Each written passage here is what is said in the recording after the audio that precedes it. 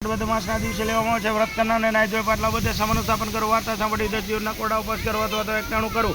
અષાઢ મહિનો હવે દિવસનો દિવસ આવે, બધી બહેનો દશામાનું વ્રત કરે છે. બીજા દિવસે શ્રાવણ મહિનો શરૂ થાય છે. અજવાળીએ વખણે વ્રત કરનારને નદીએ આવવાનું, નદીના કાંઠો પર રજાનો મહેલ હતો. બધી બહેનોને નાતી જે રાણીએ દાસીને કહ્યું, જાજેને પૂછ્યો બહેનો શાનું વ્રત કરે છે. દાસી આવી પૂછ્યું, બહેનો તમે શાનું વ્રત કરો છો. બહેનો કે અમે દશામાનું વ્રત કરી છે. દાસી કે વ્રત સી રીતે થાય છે. દાસી કે વ્રત સી રીતે થાય છે. બહેનો કે સૂતરના દશાટણ લેવો, દોરાન કંકુ દેવ, ઉપવાસ કરો, યથાશક્તિદાન દેવું. દાસી આવી રાણીને વાત કરી. રાણીએ વ્રત કરવાનું વિચાર્યું. રાત્રે રાજા આવ્યા હતા. રાણીએ કહ્યું, હું દશામાનું વ્રત કરું. રાજા કે વ્રત કરવાથી શું લાભ થાય છે. રાણી કે નિર્જનને ધન મળે, પુત્ર પરિવાર વધે, સુખ સંપત્તિ વધે. રાજા અહંકારી હતો. રાજા કે મારે ધન દોલત પુત્ર પરિવાર બધું જ છે. રાજાના વચનો સાંભળી રાણી રીસાને ખાધા પીધા વગર સુઈ ગઈ. રાતે દેશમાં આવ્યા, આખા રાજ્યમાં ફરી વળ્યા. સવાર થતાં રાજ્યમાં અંધાધૂંધી થવા લાગી. રાજ્યના ભંડારમાંથી પૈસા ચાલ્યા ગયા. કોઠાર જોયો તો ખાલી ખમ, અન્નનો એક દાણો પણ જોવા મળે નહીં. રાજ્યની પ્રજા રાજા પાસે આવી કહેવા લાગી, રાજા રાણી તમે પહેલા લુકડે બહાર નીકળી જાઓ, તમારા રાજ્યની કઠણ દશા બેસશે. રાજા રાણી પહેલા લુકડે ચાલી નીકળ્યા. પોતાના ગામના પાદરમાં ફૂલવાડીમાં જે બેઠા. ફૂલવાડી સુકાન ઝાખરું બની ગઈ. રાણી કે આપણી કઠણ દશા બેઠી છે, આપણે અહીં રહેવામાં સાર નથી. આપણા રાજ્યની પ્રજા ત્યાં કરતા આપણે અહીંથી ચાલ્યા છીએ. રાજા રાણી ત્યાંથી આગળ ચાલતા ત્યાં રસ્તામાં કૌરવોને ભૂખ લાગી. થોડે દૂર રાણીની બેનપણીનું ગામ હતું. રાણી કે બેન બટકું રોટલો આપી. રાજા રાણી ભિખારણ મારા રાજ્યમાં ભીખ માંગવા આવી શરમ નથી આવતી કે બેનપણીએ દૂધ કાઢી. ત્યાંથી રાજા રાણી આગળ ચાલતા ત્યાં રસ્તામાં કોરોને તરસ લાગી એટલે માંગ વાવ આવી. રાણી બંને કોરો લઈને પાણી પીવડાવવામાં ઉતરી. ત્યાં દશામાં બંને કોરોને વાવમાં ખેંચી લીધા.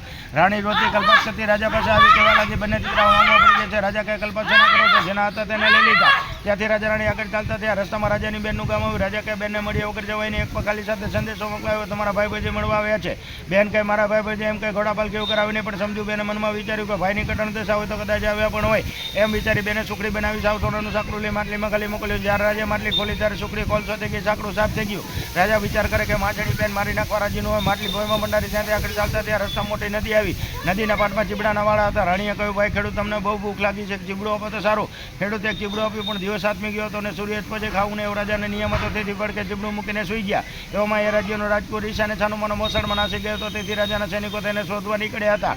ફરતા ફરતા રાજા રાણી જ્યાં સુતા હતા ત્યાં આવી ચડ્યા. પહેલું ચીબડું અચાનક કૂવાનું માથું થઈ ગયું. તે સૈનિકોએ જોયું તો રાજા રાણીને માર મારીને પકડી લીધા અને પોતાના રાજા પાસે લઈ ગયા. પહેલા રાજા વગર વિચારે રાજા રાણીને જેલમાં પૂરી દીધા. રાણી ઓરડીમાં એકલી બેઠી વિચાર કરે કે 12 મહિનાથી કઠણ દશાનો ફળ ભોગવી છે. દશામાના ખેલ જણાય છે. એવા 12 મહિના પૂરા થયા. દિવસનો દિવસ હવે રાણીએ દશામાના વ્રત લીધા. 10 દિવસના કોડા ઉપવાસ કર્યા. પછી પોતે પાણું કરી પોતાને જમાડ્યા. બીજા દિવસે સવારમાં સાંજે જળમાં પધરાવી. જેવી સાંડળી જળમાં પધરાવી એ જ રાત્રે રાજ્યના રાજાને સપનામાં દશામાએ કીધું તે વગર વાકે રાજા રાણીને જેલમાં પૂર્યા તેમને છોડી મૂકજે. સવાર થતાં તારો કુંવર મોસળમાંથી ઘરે પાછો આવી જશે. જો તું મારી વાત નહીં માને તો આના જેવી કઠણ દશા તારી પણ થશે. સવાર થતાં કુંવર મોસળમાંથી ઘરે પાછો આવી ગયો. રાજાએ પેલું કુંવરનું માથું જોયું તો લીલું તાજું ચીબડું થઈ ગયું. સપના સાચું પડ્યું. તેણે રાજા રાણીને જેલમાં છોડી મૂકવાનો હુકમ કર્યો. સારા કપડાં પહેરાવી રજા આપતા ગામનો રાજા કહે, તમે મારા ગુનામાં નથી પણ તમારા પર કોઈ દેવક્રોધ થયો લાગે છે. રાજા રાણી સમજી ગયા કે આપણી વર્તી દશા થઈ માટે ચાલો પાછા વળ્યા. રાજા રાણી ત્યાંથી પાછા વળ્યા. રસ્તામાં રાજાની બેનનું ગામ આવ્યું. રાજા કહે માજણી બેન મારી નાખવા રાજી ન હોય. માટલી કાઢીને જોતા જે ખોદીને માટલી બહાર કાઢી જોયું તો ખાવા જેવી સુખડી અને સાવ સોનાનું સાંકડું દીઠું. માટલી રાજા રાણી આગળ ચાલતા ત્યાં રસ્તામાં પેલી વાવ આવી. દશામાં વિચારું કે રાજાના બંને દીકરાઓ લીધા તો છે પણ પાછા કેમ આપવા.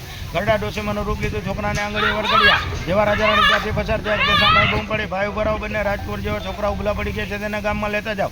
રાણીએ બંને દીકરાઓને ઓળખી લીધા અને વાલથી ઉપાડી લીધા. એટલે દશામાં અસલ સ્વરૂપ ધર્યું. દેવી સ્વરૂપ જે રાજા રાણી પગમાં પડી ગયા.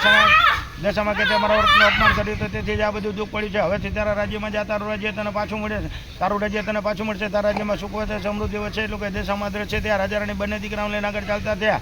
રસ્તામાં પેલી બેનપણીનું ગામ આવ્યું. જાણે જાકારો દીધો તો એ બેનપણી સામે ચાલી રાણીને ભેટી પડીને કહેવા લાગી, હો બેન ઘણા દિવસે આવત તો તમને નહીં જવા દો. રાણી કે મારી કઠણ દશા હતી ત્યારે તમે બટકો રોટલો પણ આપ્યો ન હતો. આજ તમે રોકાવાનું કહો છો, અમે રોકાશું ને. એટલું કે પોતાના ગામના પાદરમાં ફૂલવાડીમાં પહોંચ્યા. સુકાયેલી ફૂલવાડી લીલીછમ બની ગઈ. ગામમાં સમાચાર મોકલ્યા. રાજા રાણી દુઃખ પેટે પાછા આવ્યા છે. ગામના લોકો વાત કરતે સમય રાજા રાણીને વધાવીને મહેલમાં લઈ ગયા. આખા રાજ્યની વળતી દશા થઈ. સૂર્યના તેજ પેટે કીર્તિ ઉઠવા લાગી. પ્રજાના આનંદનો પાર ન રહ્યો. 5 વર્ષ પૂરા થયા. રાણીએ વ્રતનું ઉજવણું કરી. રૂપાની સાંડળી બનાવી બ્રાહ્મણને દાનમાં દીધી. દશામાના પૂજાના નિવેદ કર્યા. ગામ જમાડી પૂનદાન કર્યા. તેથી રાજ્યમાં દશામાની કૃપા થઈ. જય દશામાં જેવી રાજા રાણીની વર્તી દશા કરી એવી સૌ વ્રત કરવા વાળાની વાળજો. બોલો દશા માતની જય.